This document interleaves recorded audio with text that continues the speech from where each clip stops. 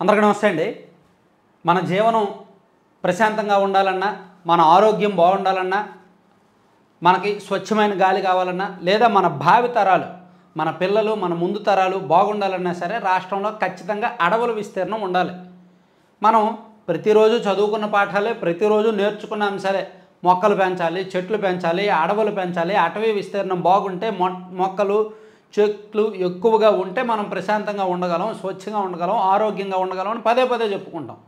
So ఇప్పుడు ఒక కీలకమైన, ఒక ఆసక్తికరమైన లెక్కలు చెప్తా. అది కేంద్ర ప్రభుత్వం ప్రతి 2 సంవత్సరాలకు ఒకసారి ఫారెస్ట్ సర్వే ఆఫ్ ఇండియా అని ఒక రిపోర్ట్ రిలీజ్ చేస్తూ ఉంటారు. అంటే రాష్ట్రాల వారీగా అటవీ విస్తీర్ణం ఎంత ఉంది, ఎంత మేరకు తగ్గుతుంది అని రిపోర్ట్ రిలీజ్ చేస్తూ ఉంటారు. అది మనం 1987 నుంచి ఉన్న లెక్క ఒక్కసారి చూస్తే ఆశ్చర్యకరమైన లెక్కలు బయటకు వస్తాయి. సో ఇది ఓవరాల్గా పవన్ కళ్యాణ్ గారికి ఒక పెద్ద సవాల్. ఆయన అటవీ శాఖను తీసుకున్నారు, అటవీ శాఖ మంత్రిగా ఉన్నారు. సో ఆయన ఉన్న మంత్రుల్లో ఆయన పెర్ఫార్మెన్స్, ఆయన పనితీరు అంతా కూడా కాస్త డెడికేటెడ్గా, సిన్సియర్గా ఎఫర్ట్స్ పెడుతున్నారు. తన శాఖల పట్ల పూర్తిగా శ్రద్ధతో బాధ్యతలు నిర్వహిస్తున్నారు. కాబట్టి ఆయన మన భావి తరాలకు మంచి భవిష్యత్తు ఇవ్వాలి అనుకుంటే అటవీ విస్తీర్ణం తగ్గకుండా చూసుకోవాలి. ఎంతగా తగ్గుతుందో తెలుసా? 1987లో మన రాష్ట్రంలో అటవీ విస్తీర్ణం 49,573 చదరపు కిలోమీటర్లు ఉంటే 1999 నాటికి 44,229 చదరపు కిలోమీటర్లకు తగ్గింది. 2023 వచ్చేసరికి 30,084 చదరపు కిలోమీటర్లు ఉంది. 1987 నుంచి 2023 అంటే దాదాపుగా 23 సంవత్సరాలు, అవి 13 సంవత్సరాలు. అంటే ఈ 36 సంవత్సరాల్లో సుమారుగా 19,500కు పైగా 19,500 చదరపు కిలోమీటర్ల మేర అటవీ విస్తీర్ణం తగ్గింది. ఈ లెక్కన 2047 నాటికి ఎలా ఉంటుందో అర్థం చేసుకోండి. 2047 విజన్ అన్నారు చంద్రబాబు గారు. మరి విజన్లో ఇది లేదా? అటవీ విస్తీర్ణం తగ్గిస్తాను, అటవీ విస్తీర్ణం తగ్గకుండా చూసుకుంటానని లేదా? సో మరి ఇదే లెక్కను కొనసాగితే తగ్గుదల 2047 నాటికి మ్యాక్సిమం ఒక 10,000 చదరపు కిలోమీటర్లు కూడా ఉంటుందో లేదో తెలియదు. 10,000 చదరపు కిలోమీటర్లు కూడా 2047 నాటికి అటవీ విస్తీర్ణం ఉండదేమో. ఈ లెక్కలు ఎక్కడికో కాదు, మీకు అధికారికంగా చూపిస్తా చూడండి.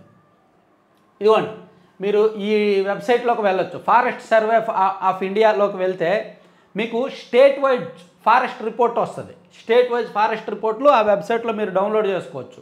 దీనిలో మీకు 1987 నుంచి రిపోర్ట్స్ ఉన్నాయండి.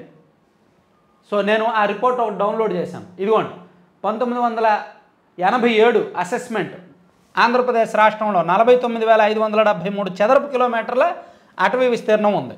అది 1989 నాటికి 47,000కి తగ్గింది. అలా 1999 నాటికి 44,229 చదరపు కిలోమీటర్లకు తగ్గింది. తాజాగా మొన్న ఒకటి రిలీజ్ చేశారు. మొన్న కాదు, మొన్న 21వ తేదీ, డిసెంబర్ 21వ తేదీన ఒక రిపోర్ట్ రిలీజ్ చేశారు. ఆ రిపోర్ట్ ప్రకారం మనం చూస్తే ఇదిగోండి, జిల్లాల వారీగా district wise forest cover in Andhra Pradesh అనేది చూస్తే ఇదిగోండి, జిల్లాల వారీగా మొత్తం మీద, రాష్ట్రం మొత్తం మీద 30,084.96 చదరపు కిలోమీటర్ల విస్తీర్ణం మాత్రమే ఉంది. మొత్తం మీద 2021తో పోలిస్తే 138 చదరపు కిలోమీటర్ల విస్తీర్ణం తగ్గింది ఆంధ్రప్రదేశ్లో. అంటే ప్రతి 2 సంవత్సరాలకి కూడా 130, 150, 200 చదరపు కిలోమీటర్లు తగ్గుతూ వస్తోంది. 1987 నుంచి లెక్కలు మనం చూసుకుంటే ప్రతి 2 ఏళ్ళకు అలా తగ్గుతూ వస్తుంది. సో అందుకే అప్పుడు 49,000 ఉన్నది, ఇప్పుడు 30,000 చదరపు కిలోమీటర్లకు పడిపోయింది. చూడండి, ఇక్కడ జిల్లాల వారీగా చూడొచ్చు ఏ జిల్లాల్లో ఎలా తగ్గుతుంది అనేది మనం చూసుకుంటే అల్లూరు సీతారామరాజు జిల్లాలో దాదాపుగా 101 చదరపు కిలోమీటర్లు తగ్గింది. అలాగే ఇక్కడ పల్నాడు జిల్లాలో 12 చదరపు కిలోమీటర్లు తగ్గింది. అలాగే కొన్ని చోట్ల పెరుగుతుంది. తిరుపతి జిల్లాలో 21 చదరపు కిలోమీటర్లు తగ్గింది. కడప జిల్లాలో 5 చదరపు కిలోమీటర్లు తగ్గింది. ఇట్లా సంవత్సరాల కొద్దీ కాలం గడుస్తున్న కొద్దీ రాష్ట్రంలో అడవుల విస్తీర్ణం తగ్గుతోంది. ఇది సెంట్రల్ గవర్నమెంట్ విడుదల చేసిన లెక్కల్లోనే ఉంది. చాలా స్పష్టంగా మీరు ఆ వెబ్సైట్లోకి వెళ్ళి ఓపెన్ చేయొచ్చు. fsi.nsi.in అనే వెబ్సైట్లోకి వెళ్ళి మీరు ఈ ఫారెస్ట్ సర్వే రిపోర్టు ఓపెన్ చేసి చూడొచ్చు. దీనికి ఎందుకు తగ్గుతోంది, అటవీ విస్తీర్ణం ఎందుకు తగ్గుతోంది? ఎందుకు తగ్గుద్ది? అధికార బలం వాడుకొని అడవులను ఆక్రమించుకొని అడవుల్లో గెస్ట్ హౌస్లు కట్టుకొని ఫామ్ హౌస్ కల్చర్ పెరిగిపోయింది. ఇప్పుడు మన జనాలకి డబ్బులు సంపాదిస్తున్నారు. ఆ సంపాదించిన డబ్బులు ఏం చేసుకోవాలో తెలియక అడవుల్లో ఫామ్ హౌస్లు కట్టుకుంటున్నారు. ఉదాహరణకి మన వైసీపీ నాయకుడు అదేదో ఇప్పుడు చూడండి ఒక వార్త ఇదిగోండి, రిజర్వ్ ఫారెస్ట్లో సజ్జల సామ్రాజ్యం, రిజర్వ్ ఫారెస్ట్లో అంట కడప నగర శివారులో సీకే దిన్నే మండలం పరిధిలో సజ్జల సోదరులు ఆక్రమించిన అటవీ భూముల్లో సాగు చేసిన పంటలు, అటవీ భూమిలో సజ్జల గెస్ట్ హౌస్.